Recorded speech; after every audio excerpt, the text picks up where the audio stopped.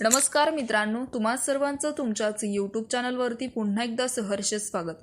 मित्रांनो, तुम्ही जर चॅनलवरती नवीन असाल तर चॅनलला नक्की सबस्क्राइब करा।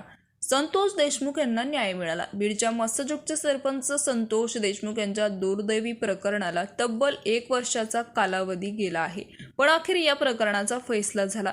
आज कोर्टाच्या सुनावणीमध्ये जे झालं त्याने अखेर त्यांना न्याय मिळाला। तब्बल 7 तास चाललेल्या औरंगाबाद खंडपीठात सुरू असणाऱ्या सुनावणीमध्ये जे घडलं ते अतिशय अद्भुतपूर्व होतं। 9 डिसेंबर 2024 रोजी घडलेल्या घटनेला तब्बल वर्ष लोकला होता। संपूर्ण महाराष्ट्रात न्याय कधी मिळणार, आरोपीला शिक्षा कधी मिळणार ही मागणी जोर धरत होती, पण अखेर या प्रकरणाचा फैसला झाला। या प्रकरणातील आरोपी वाल्मिक कराड यांनी जामिनीसाठी बेलसाठी अर्ज टाकला होता आणि त्याची सुनावणी झाली औरंगाबाद खंडपीठात। त्याला असं वाटलं होतं की बेल मिळेल, पण कोर्टात जे घडलं त्यांची कधीच विचारही केला नव्हता। त्याला वाटलं होतं कदाचित पुढची तारीख मिळेल, आपल्याला बेल मिळेल, पण कोर्टाने जो निर्णय घेतलाय, सरकारी वकिलांना जो युक्तिवाद केला, जे व्हिडिओ समोर आले, अखेर या प्रकरणाचा फैसला झाला। याला आता अशी शिक्षा मिळणार की जे ऐकून आरोपी अक्षरशः दयाची भीक मागणार। आरोपीचा आत्मा देखील घाबरणार जेव्हा या शिक्षेचे स्वरूप समोर येणार। तेव्हा संपूर्ण महाराष्ट्रात एक समाधानाची लाट निर्माण झाली। मग आज या प्रकरणामध्ये कोर्टात नेमकी काय घडलं, कोणती शिक्षा आरोपीला होणार आहे की ज्यामुळे आरोपी अक्षरशः दयाची भीक मागणार। कोर्टाच्या 7 तासाच्या सुनावणीमध्ये नेमकी कोणते नवीन 23 व्हिडिओ समोर आले, या प्रकरणाचा अखेरचा निर्णय काय ठरला, आरोपीला कोणती शिक्षा दिली जाणार, चला जाणून घेऊयात आजच्या व्हिडिओच्या माध्यमातून।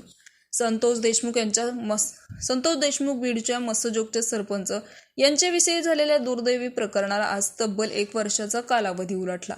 ज्यावेळेस ही दुर्दैवी घटना घडली तर त्याचा मास्टरमाइंड असणाऱ्या वाल्मिक कराड त्याच्यासहित त्याच्या साथीदारांना तातडीने पोलिसांनी अटक केली होती। या प्रकरणात न्याय कधी मिळेल, देशमुख कुटुंबियांना न्याय कधी मिळेल, आरोपीला शिक्षा कधी होईल अशी मागणी संपूर्ण महाराष्ट्रात जोर धरत होती।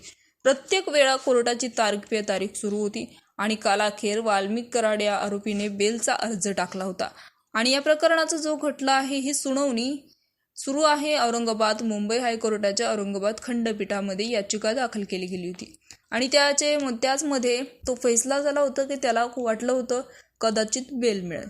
त्याचे जे वकील होते त्याला देखील भरोसा होता की याची त्या ठिकाणी बेल होणार आहे, पण कोर्टात जे घडलं, जे व्हिडिओ समोर आले, जे पुरावे दाखवले गेले, त्यामुळे या प्रकरणाचं चित्रच पलटलं।